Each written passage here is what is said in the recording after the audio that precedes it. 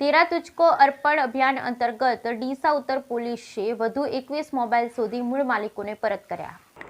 ગુજરાતના ગૃહ વિભાગ દ્વારા તેરા તુझको અર્પણ અભિયાન અંતર્ગત સુંદર કામગીરી કરવામાં આવી રહી છે અને લોકોની ખોવાયેલ ચીજ વસ્તુઓનું શોધી પોલીસ દ્વારા પરત આપવામાં આવી રહી છે. ત્યારે બનાસકાંઠા જિલ્લામાં તેરા તુझको અર્પણ અભિયાન અંતર્ગત કામગીરીમાં પ્રશંસનીય કામગીરી કરવામાં આવી રહી છે. ડીસા ઉત્તર પોલીસ દ્વારા તેરા તુझको અર્પણ અભિયાન અંતર્ગત કુલ 100 જેટલા મોબાઈલ શોધી મૂળ માલિકને પરત આપવામાં આવે છે. આજે પણ ડીસા ઉત્તર પોલીસ દ્વારા 4,16,355 રૂપિયાના કુલ 21 જેટલા ખોવાયેલ મોબાઈલ શોધી મૂળ માલિકને પરત આપવામાં આવ્યા. આમ તો પોલીસ પર સતત આક્ષેપ થતા હોય છે કે યોગ્ય કામગીરી કરતા નથી, પોલીસ વારંવાર ધક્કા ખવડાવે તેવી માનસિકતા લોકોમાં હોય, પરંતુ ડીસા ઉત્તર પોલીસે લોકોની આવી માનસિકતા દૂર કરી ઉત્તર પોલીસ સ્ટેશનના પીઆઈ વીએમ ચૌધરી સહિત પોલીસ સ્ટાફ દ્વારા ચોરી, લૂંટ, મારામારી સહિતના અનેક ગુનાના ભેદ ઉકેલી કડક કાર્યવાહી કરવામાં આવી રહી છે.